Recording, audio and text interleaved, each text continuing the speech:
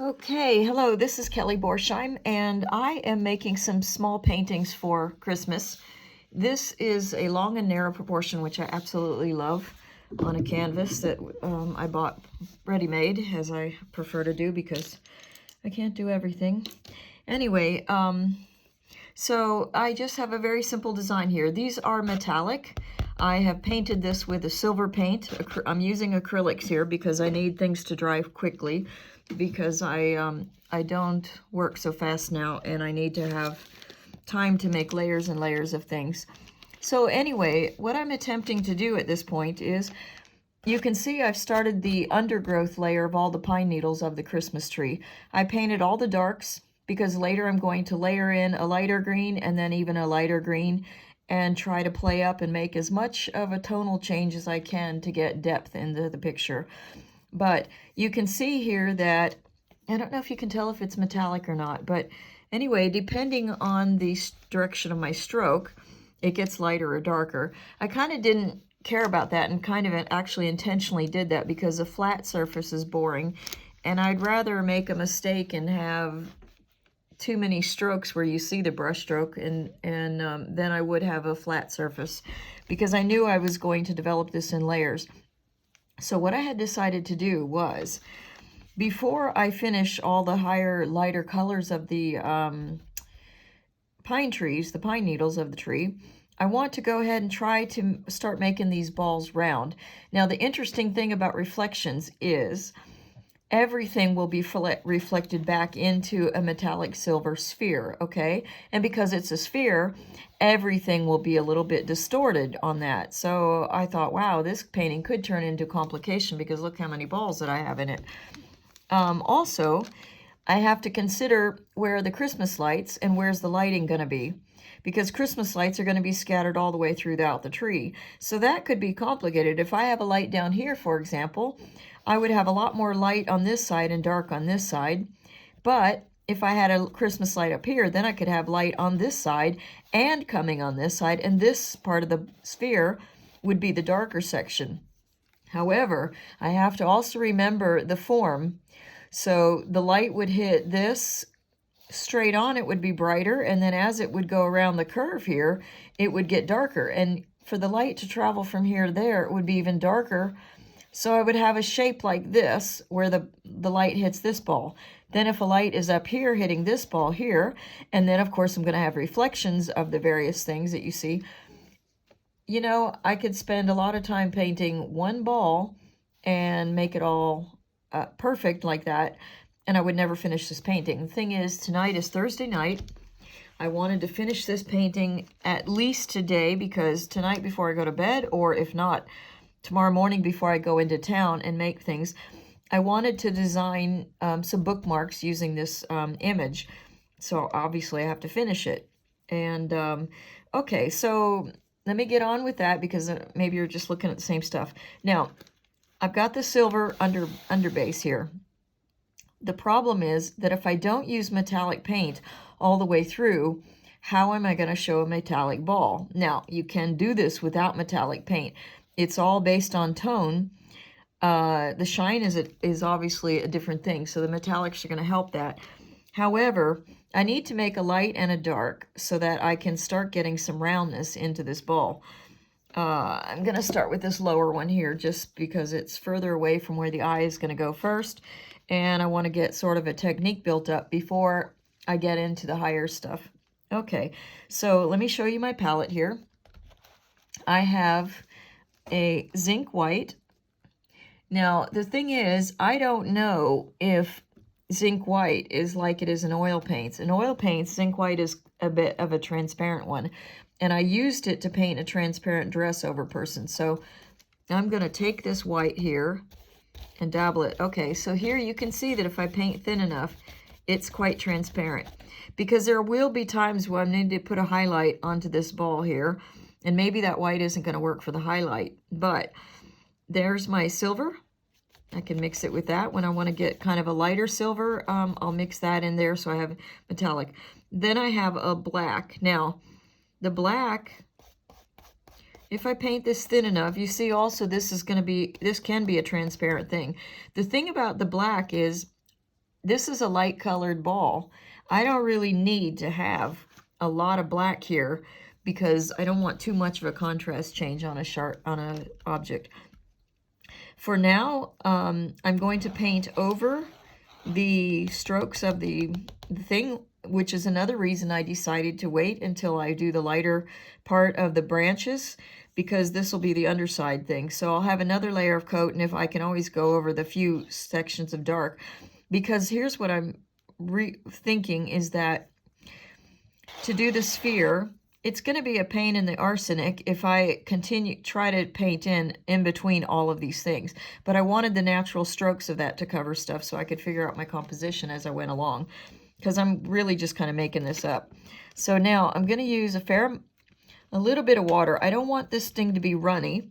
And also with acrylic paint, I tend to think of it to be like a plastic, so I don't want to add too much, because it's not like adding mineral spirits to oil. It's not going to just thin up. It changes the compositions of stuff. So if I want to think about this, there's probably light from the far side of this ball that will land a little bit on this, maybe reflection. Maybe it's far enough away, it's not a problem. But what I want to do is create a difference between this ball and that ball. So maybe I'm going to put this a little bit darker in general. Now that you can see is way too dark. So what I want is just really very, very little onto this. So I'm going to sort of try to stay in the line. Now, I haven't done this before, and I'm not working from photos per se. I'm sort of making this up as I go. Here you can see a little bit of remnant of a brown pastel that I used, because when I started this painting, I was at my boyfriend's house, and I didn't have every color I wanted, but I did have a box of pastels. So I used those to help me draw in the tree branches, knowing that it's pigment, it will become part of the pigment. But anyhow, what I don't want is brown into my silver, though. So I'm going to kind of think of this as sort of glazing on there, because, well, I mean, that's what it is. If it's transparent, I'm washing it off. So what I'm trying to think about is what I know about how to make things look round. You have to have a light source, but also you need the form to be around like that. So, and again, I don't want things too dark, and what I don't want are really sharp lines. That's why I use my finger. But you can see that what's happening is it's too wet, first of all. It's not staying on there. And my lines are sharp. You can see I'm using a brush that has the real sharp edges there. Can you tell? So what it tends to do is put lines on things. Now, in this case, I kind of want to get that rounded feeling at the edge. I'm going to sort of let that sit and dry a little bit. And I'm going to mix some of this silver with the black so that maybe I could not make the black quite as sharp. And the silver might put in a little metallic to the black, adding to my theme here. What I don't want to necessarily do is make it add so much white or silver that I make the paint opaque. I want everything to be transparent as much as possible. Okay, so now let's just say this is like the moon. You know, you got the circle here. I'm going to make it go dark in the back here as if there's a light up at the top, but really I don't know. Now, because this is acrylic, I know if I start wiping this off, because I've just done that a couple of times already, it's just going to wipe off. Now I'm going to go overlap a little bit here to get rid of some halos. Halo is when I add a dark tone here, and I have a dark tone there, and I get a light tone, because usually it happens at edges, because you're so afraid to slop over the line and stuff like that. I'm going to let that dry a little bit, but hopefully not too long. And then I'm going to come over here and kind of do the same thing. Now, I say not too long because I know that acrylic, once it dries, it becomes really difficult. Now, you see how I'm using the shape of the curve here to sort of imply stuff. And maybe I'll put a little up there. I just want to kind of have enough round. You see how I'm using my finger to sort of soften things a little bit? I'm mostly interested in edges because you don't have a hard edge when you're inside the same object, the same shape. Now, when I'm talking about anatomy and I've talked about this quality, I mean within the same muscle form. Obviously, the tricep and bicep are two different muscles. You would need to separate those as objects. But inside the form, you want to have it soft. So I'm just going to rest that in the water and use those tubes to hold up my paintbrush. And do you see how quickly this all worked out here? Now, you can see that that's still too wet, but I want a soft transition, and this is always a problem I have with acrylics, is that I'm not very good with making a gradation. But I want to try to it. And yet at the same time, there's a part of my brain that wants to be painterly, and I don't want it perfect. So I actually really like this washy look here. I don't know how it looks on the film there. And, you know, I do find taking pictures helps me decide. Okay, that got too dark too. Oh, no, you know what that is? That's a... I had some tree branches coming in there because I wanted to show there's distance between these two balls. Enough for a tree branch to go in. So let's just pull this, and let's pull this down this way. I'm using the side of my finger here. Okay. And wash this off because I like this ball actually. This has a 3D look to it to me. Maybe this is a little bit too dark in here, but actually your line between the dark and the light is going to be perhaps the darkest because you're going to get reflected light generally into your shadows, meaning that there'll be more light in this section in the area that's considered a shadow. Now, I don't like how strong I made this, and I'm trying to add a little bit of water because I don't want to remove all of it. I just want to remove enough, okay? You know, for right now, I think that's okay. What I want to do is try to not have this get too much. I waited too long for this, I think. And, whoops, look at how that came off and this stayed. Okay, so that was not what I was intending. Let's see what I can do with this. I've got too much paint on my brush. It's nice sometimes to have an empty brush. I do like to use a brush that's a little bit bigger than I think, but in this case, I decided to stick small because just so I can control the acrylic a little better. If I were doing this in oil, I would be using these light brushes. You see how the water dripped down there?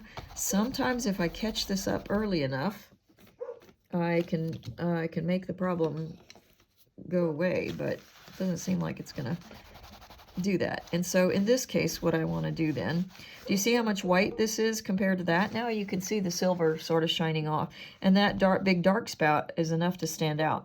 So what I want to do is clean off my brush, go in here with some silver, only silver, just as I painted the original.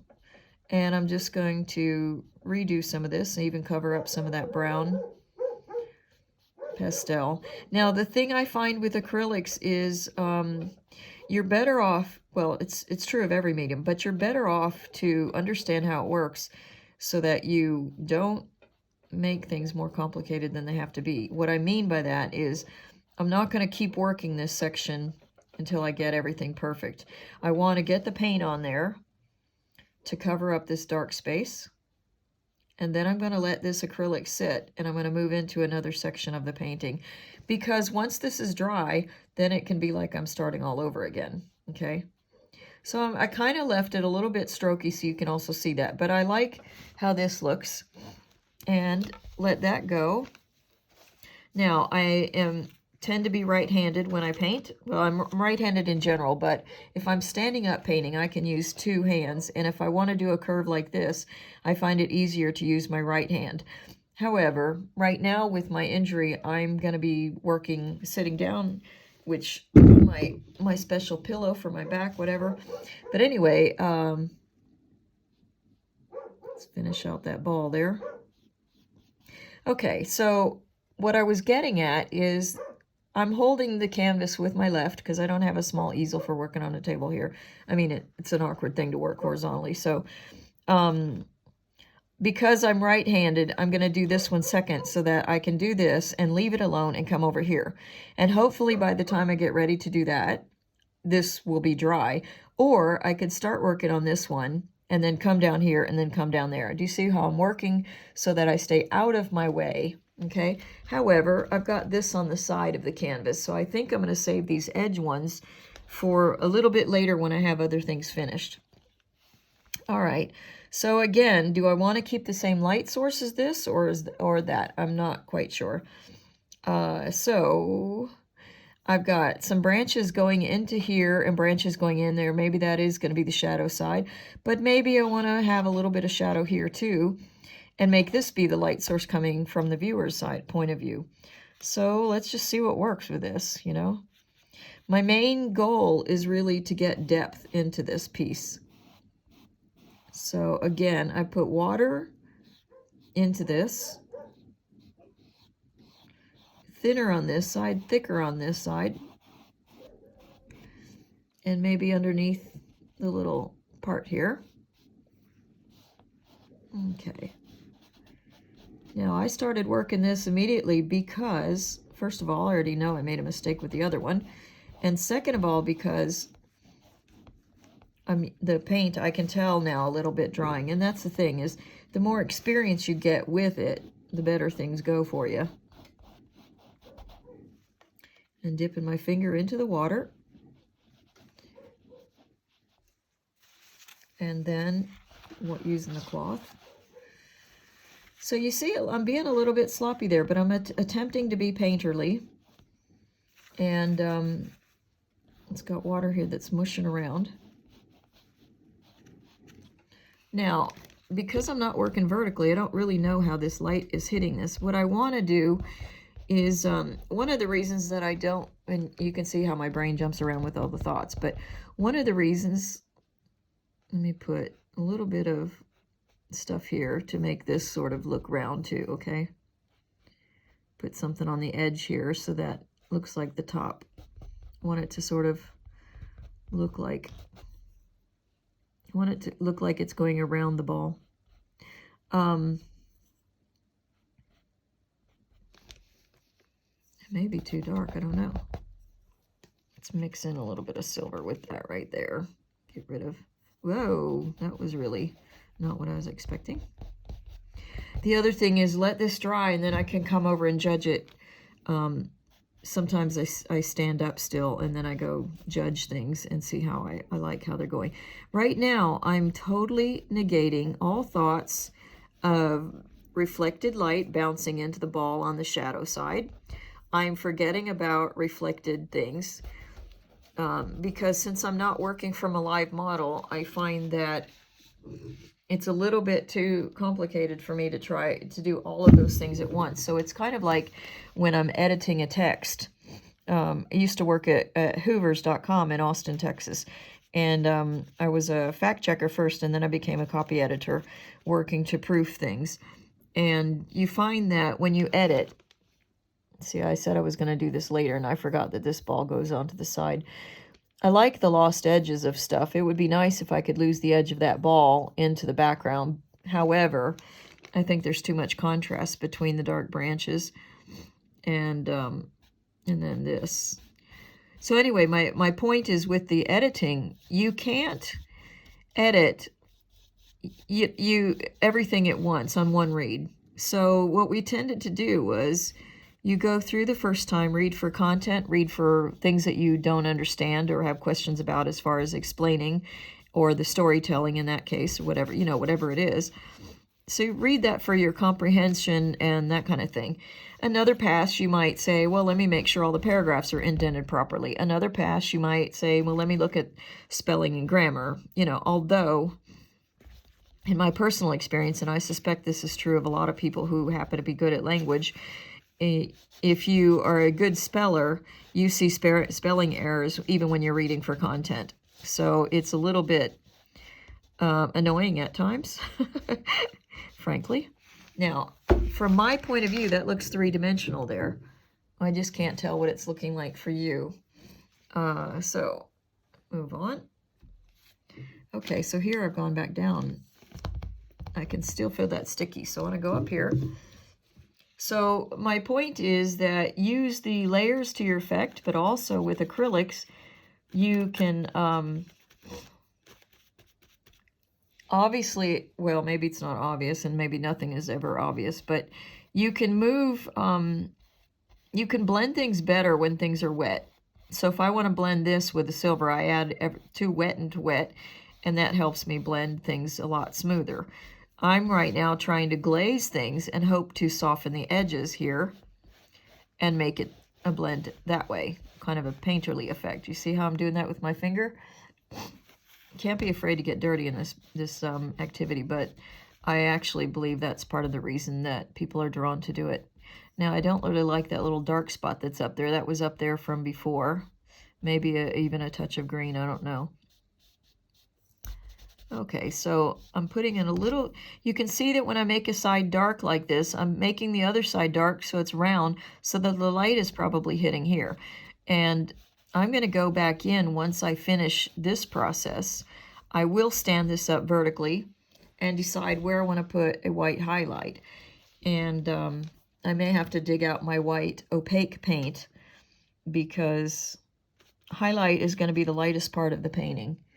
And a really good exercise if you want to become a painter is to try to paint a shiny white ceramic object where the lightest part of the painting is the bright highlight.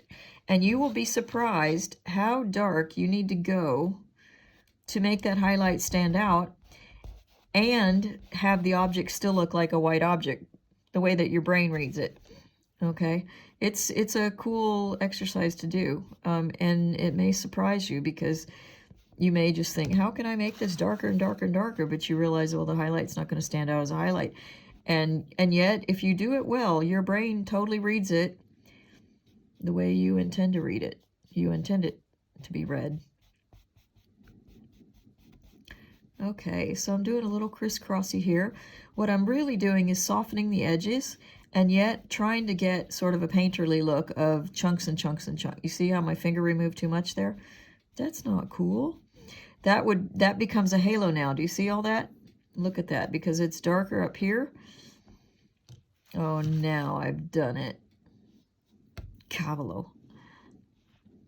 That's Italian for cabbage. So I guess I'm becoming like grandparents who say sugar when they really mean something else. But the word strikes me as funny, so, you know, and I, believe it or not, I try not to swear, although I usually swear when I'm around people that I have my brain senses would be offended by that, or that it would give a bad impression of myself to them, because I have a self-sabotage thing in my brain. I don't know what it is. It's probably a little bit of the introvert and shyness thing, to, you know, the old mentality of high school that, well, if I just get this over with and be a jerk off to somebody, that they'll decide that I'm not worth having a friendship with, and then I can tell myself that it's too difficult for me to make friends. And so I'm right, you know. Now I see a halo from this angle. I don't know if you can see it there, but it's a little tiny. It's a little tiny edge, because when I was applying the silver, I was making raised edges on that, and I don't tend to like that. Now I've covered some of that with the green background, but I would rather have a space too dark, especially at an edge, to have it go backwards instead of having a light shape. So I kind of like that one too. You see how I'm kind of going around and around and around? Now, before I forget, maybe what I should do is cover this thing up. Silver is not an opaque color often. And this probably has too much black in it. So much for me cleaning my brush. Now I put white out, but I don't seem to be using it, but maybe I should. Although I don't necessarily want white right at the tip there. I don't mind if that has a little bit of it there, because I am trying to... Okay, so let's try this thing again where I do a little bit of top there. I don't need a lot. I just need a low tone. If you look at artwork that, let's see, is more illustration in style, you'll see that they use 3 tones to imply depth, because you don't need to have everything be a soft, smooth, gradual kind of thing to have your brain understand that there's distance between objects, or that things are around and curving away from you, that kind of stuff. Now, it could be that I'm just wiping on water there. So what I'm attempting to do is be subtle, which frankly is not one of my strong points. You can ask anybody who knows me. Okay, and this, I would love to have it be going that dark. And it could be that once I look at this, stand up to evaluate later, I'll not be happy with what I've done. And I may say, gosh, why didn't I just go bold and get that darker in there? Because again, this could be very similar to the white ceramic thing I told you about. And I may be surprised at how much dark I need to put to make this look round. Now, because it's a sphere, I need to remember about the moon, remember? Okay, you see how this is mudding up my branch here. So, and this is too... So let's go also.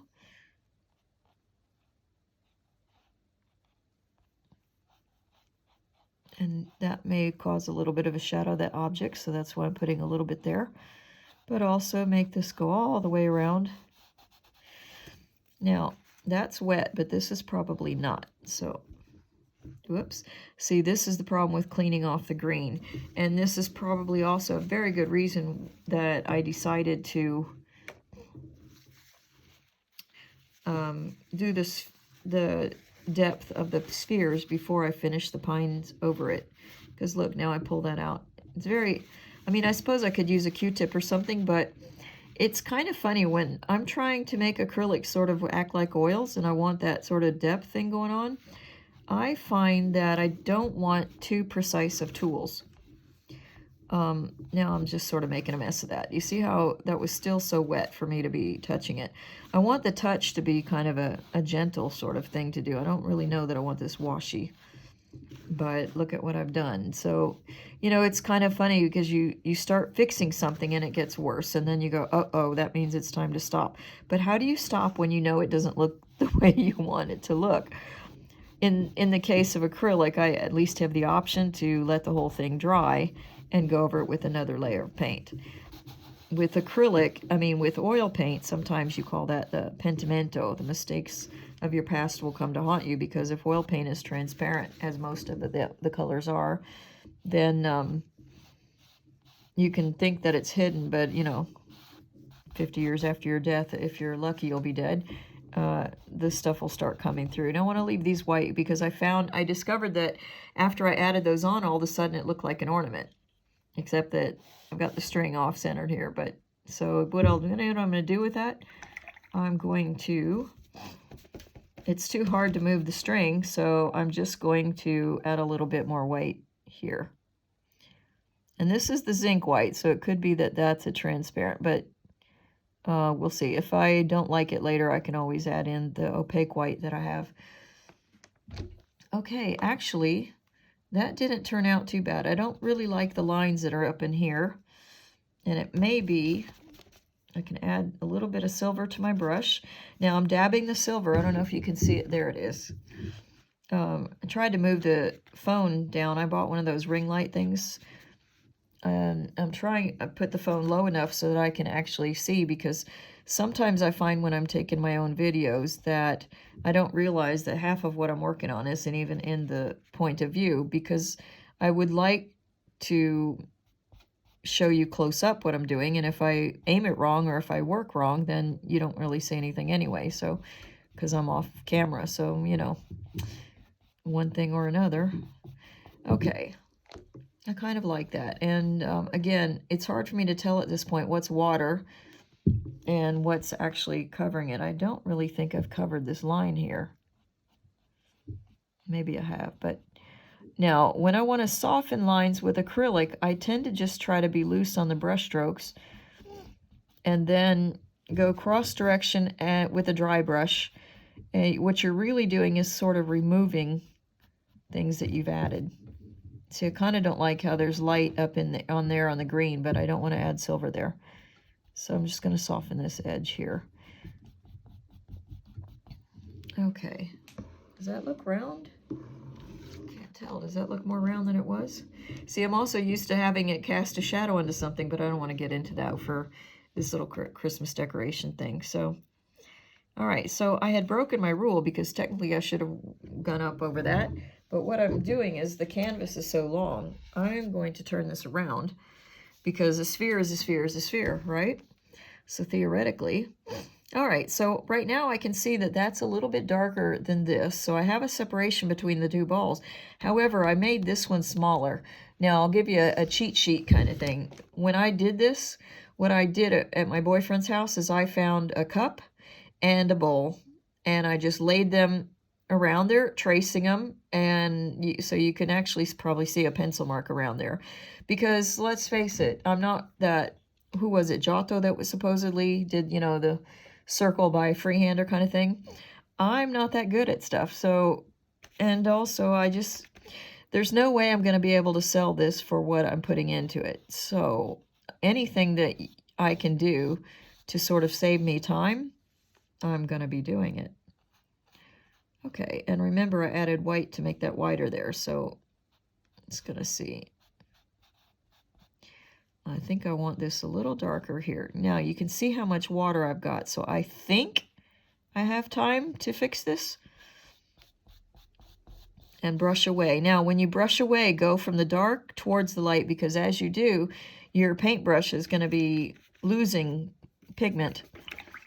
And that's fine, because you want to wash from the dark where you have pigment towards the light, so that you naturally go in the favor of the direction that you want to go. Now, what I'm trying to do at this point is use a dabbed off brush.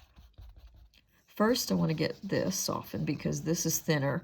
That's a little bit thicker than what I have. So I want to get this going. And I kind of like that little rough jaggedy stuff there, but as I said, I probably said that already. Okay, I'm going to pull some of this pigment in. So I have very little stuff on the brush because I'm trying to do something subtle. So I don't want too much on the brush. This is definitely too much. So I have been dabbing my brush off to make it dry. And pull this toward the edge. You see what I want to do is, you see this halo? It's right along here. You see right up here, you see a halo. So what I want to do is pull this color off and over the edge and drag some up into that, drag some this underneath there, and then pull this down to make that sort of round, and then give you a top there. It's a little bit too dark maybe, but you know, the thing is, this is the problem with sitting down, and that, I don't know if that's just my training or if it's just because it really is true. Sitting down doesn't give me the right perspective. I'm too close to things. It's just like being in a bad relationship. You're too close. You don't see it, but all your friends are going, not the good person for you. This is not so different here. Now, I'm using my finger because part of this stuff, right, like this line here, is dried too much. Now you can see with the water, I've overdone the removal process, so it's kind of back and forth. I don't really think this is the way acrylic should be used because, like I said, it's kind of like a plastic. I think you should mix the colors you want and learn how to do stuff, but I'm so used to painting with oils, and one of my problems with oils was that I always painted very thinly. And my other problem is that I love to finger paint. I have to touch everything. I don't know if that's the sculptor in me or what, but I just don't feel good if I'm not getting myself completely dirty. Which was fun when I was street painting because, you know, I don't know, I think people got a kick out of watching somebody looking like a chimney sweep in the Renaissance city. You can read my book about that. I wrote a book called My Life as a Street Painter in Florence, Italy. Very catchy title, but you know, it has all the keywords. So if you like street painting, you'll find the book. If you like Florence, you can find the book, you know. Anyway. Okay, so now I finished here. Here's another thing, is that looks a little bit too dark in that area. So I'm going to dab my paintbrush off, see if I can sort of rub in enough water to sort of lighten this naturally. Look at that. And then take a wee bit of this to sort of absorb and pick up some of that stuff. Now, This is kind of freaky what I just did there, you see? Because now I have a dark space and a big white bright stuff that's not taking any of the pigment. So I probably rubbed too hard. So let me just keep rubbing hard, because it's probably easier to err on the side of adding more than it is to take away and cover it up and start over again. That didn't work so well, so I'm going to try plan B, because I think that might be too late to... And also, I've got a soft brush here, which is not a scrubber brush. Oh, look, that's kind of gentle. I was going to say, if I had a scrubber brush, I could probably get into that even when it's a little dry. And it would probably take off too much. But as I said, I could go in. Now, I think I've just made a royal mess of this. So let me take a wee bit of silver and see what I can soften. It may not cover all of this, but when it's dry, I may find that it's softened the effect enough that I don't feel that... You see this line right in here? This is what I don't know if I can cover this up with silver. So again, because a highlight now on a reflective surface is going to have hard edges. And so for that reason, I really want the painting underneath to be dry, so that when I come in with a hard edge, if I don't like the shape, I can wipe it off. I'm going to let that one sit for a while. Now I'm going to come up here to this corner one. Anyway, I'm going to let that dry. So it's come up into here. And I'm going to consider a light source maybe off canvas, maybe up over here.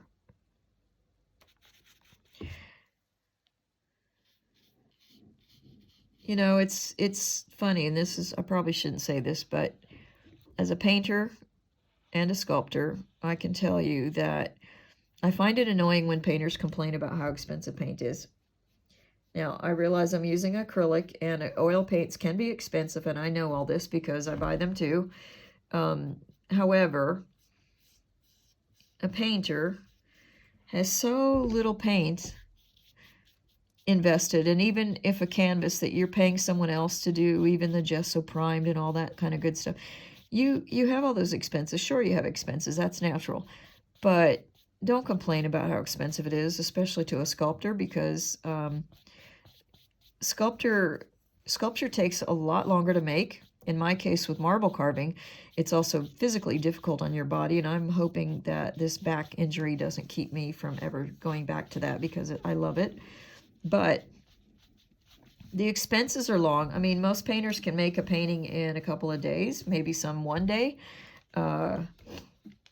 Maybe some of them take 3 months or more to do a painting. But in general, the life of a painter, it's a couple of days. Whereas for sculptor, it's usually a couple of months. Obviously, it depends on your experience and what you're carving and all this kind of stuff. But even if you're doing bronze, do you know how much money goes to a bronze foundry? And I'm not saying they don't earn it, because if you think about making a mold of an original sculpture, and then making a wax copy, and then making another mold, and then pouring a bronze liquid wax, and then cleaning all that up and welding it together. I mean, it's not that they don't earn the money. I'm just telling you that sculptors have up front these expenses that painters don't ever see. So I have very little patience when painters complain about what their poor expenses are. I just don't like it. So now I look at this, and even though I'm not standing up, I see that this is coming in. This looks a little bit round here, and that little thing is a halo. Okay, is that showing up on the easel right there? Maybe not. I can't tell. The film holder. So I want to take a wee bit of black, and I may have overdone the dark on this one because it doesn't look like a silver ball, but I think I'm going to leave it, because when I do the judging later, at least I have an over. If I have done too much, I can say, okay, well, let's go back in on another layer, add some silver into this, and lighten it back up again. But anyway, but with the paint, sure, the investment at the beginning could be costly. However, you can sell a painting for far more money sometimes than you can for a sculpture. for what you've got in it for expense wise, and even your labor and your physical and your health and all that kind of stuff. So the overall thing is, plus more people buy paintings than they do sculpture. The market is just bigger. So that's another thing, is it's really, you know, we have the joke in the sculpture world of, do you know how to make $1 million in sculpture? You start off with 2 million. Okay, so here, I'm going to start underneath there, because let's say that's a little distinguishing shadow here. I'm going to go all the way around, and maybe I'll make it more on this side, okay? Now, I've got a hard line there that I don't want. And this paint I can see, so I'm going to go start making this softer, but also I want to kind of push it back off this way. I don't want it encroaching in so quite so much. And the funny thing is, with my fingers being dirty like this, at some point, it doesn't do any good to wet those, because they end up being, you're adding dark colored stuff instead of. Now, you know, some people, I don't know how they do the around the corner for the gallery light canvases. Some people maybe do what I'm doing here, is that I paint it right away so that it works in there. But sometimes it's just more efficient if you've got your color palette and you've got the colors mixed, or they're easy or out of the tube or whatever, and you don't need to worry about mixing so much. It can be quite nice to just get it all done with it once, but sometimes it's just easier to come in later and think about just the corners themselves. Okay, so I don't like that hard edge there. Let's clean off this brush a wee bit. And I'm just trying to use this to see if I can soften that edge without removing everything. So come in, do you see the direction I'm trying to do here? And again, I think I would rather take off too much and come try to apply it later. At least I feel like I get a second chance. But, and I'm going to leave these little whooshy marks, because they might be like a reflected, you know, tree branch or something in this case. I don't think I need to be obvious about everything, but. And pull some of this dark into the edges here. Now, again, if I did as I was trained to do, I would have set up this setting and worked from life, and I would see all the reflections, and I would see the roundness of the balls and all that kind of stuff. But I'm sort of just making this thing up here. And from this point of view, these two here look too dark, but I'm going to leave them because it could be a nice effect. Now, let's go back to this bottom one, because I just saw I'm missing. Actually, I don't want to leave this one just yet. You see how it's too light there. But again, because this is a reflected thing, it could be it doesn't follow those rules at all, because, you know, it's got light here, light there. Thing is, I'm not putting lights, Christmas lights, onto this composition. I decided it's just too much to deal with. And I'm also running out of time. So, however, running out of time is not my usual excuse for not making a painting the way I want to make it. So, however, there's a practical thing. And also, I know the audience where I'm showing these things at the little Christmas market. Most people aren't going to want to pay a lot of money for this. And that's a stupid thing to say, probably, because, you know, but at the same time, I know that I'm not going to release something into the world that I really, really don't like. But there's a point on everything where you have to say, I have to prioritize, and I have to do certain things. And so, you know, it's knowing when to stop is probably one of the most difficult things to do and most personal decisions to do. And yet it's also a very important thing, because there are times, I mean, I'm talking about how I did this too much and I went too far and all this, but there's a point in which you start, everything that you add is no longer adding something to it, and that's usually when your brains can say to you, look, when you go backwards more than you're going forwards, it's time to stop. You finished what you can say with this particular composition, and wrap it up and be done with it. So from my point of view, this actually looks pretty good. It looks a little dark, but I want to judge it later. But I don't know if you can see. Oh, the main goal is that I no longer have a flat silver surface on them. So even if I've done them wrong, they at least hopefully look a little more ball-like. All right, so I hope you agree. Leave your comments if you want to subscribe to my YouTube channel, or you can go to my site at borsheimarts.com and let me know what you think about all this stuff, so I know if I should keep making these videos or not. So thank you for watching. I appreciate you, and ciao, ciao.